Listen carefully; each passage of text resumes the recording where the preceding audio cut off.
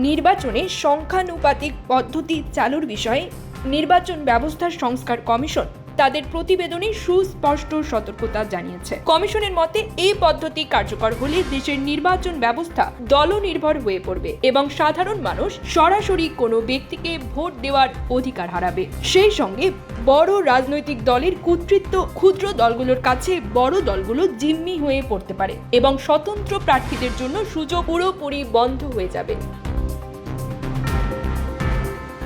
কমিশনের সদস্য অধ্যাপক তোফায়েল আহমেদ ও ডক্টর মোহাম্মদ আব্দুল আলিম জানিয়েছেন, পিআর পদ্ধতিতে ভোটাররা আর কোনো নির্দিষ্ট প্রার্থীকে ভোট দিতে পারবেন না, বরং দিতে হবে দলকে। এর ফলে সংসদ নির্বাচনে স্বতন্ত্র প্রার্থী হওয়ার সুযোগই থাকবে না। গত 50 বছরের সংসদীয় ইতিহাসে উল্লেখযোগ্য সংখ্যক স্বতন্ত্র প্রার্থী অংশ নিয়েছেন এবং অনেকে জয়ী হয়ে সংসদে গেছেন। তবে পিআর পদ্ধতি চালু হলে এই প্রক্রিয়া বিলুপ্ত হবে বলে কমিশনের পর্যবেক্ষণ। প্রতিবেদনে বলা হয়েছে, বর্তমান সময় ও রাজনৈতিক বাস্তবতায় পিআর পদ্ধতি চালুর পক্ষে রাজনৈতিক ঐক্যমত নেই।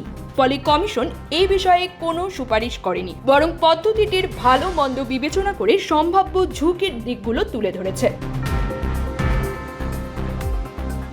কমিশন বলেছে, পিআর পদ্ধতিতে এককভাবে কোনো দলের পক্ষে সরকার গঠন করা কঠিন হবে। বড় দলগুলো ক্ষুদ্র দলের ওপর নির্ভর করতে বাধ্য হবে। এতে সরকার গঠন ও টিকে থাকায় লেনদেন, চাপ ও আপোষের প্রবণতা বাড়বে। প্রতিবেদনে বলা হয়েছে, ইসরায়েলে প্রধানমন্ত্রী নেতানিয়াহু সংখ্যানুপাতিক পদ্ধতির কারণে উগ্রপন্থী ছোট দলের কাছে জিম্মি হয়ে পড়েন। এতে গাজায় যুদ্ধ দীর্ঘায়িত হয়েছে। বাংলাদেশে এমন পরিস্থিতির আশঙ্কা অমূলক নয়।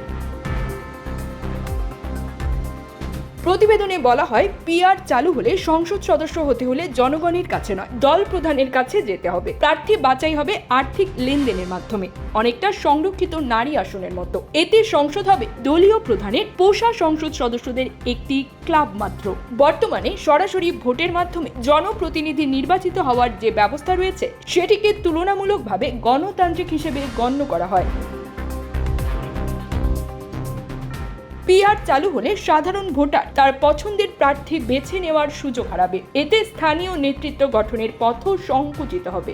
কমিশনের মতে, বাংলাদেশের বেশিরভাগ ছোট রাজনৈতিক দলই জাতীয়ভাবে 5% ভোট পায় না। ফলে পিআর চালু হলে তারা একটিও আসন পাবে না। এতে বহু রাজনৈতিক দল বিলুপ্তির মুখে পড়বে।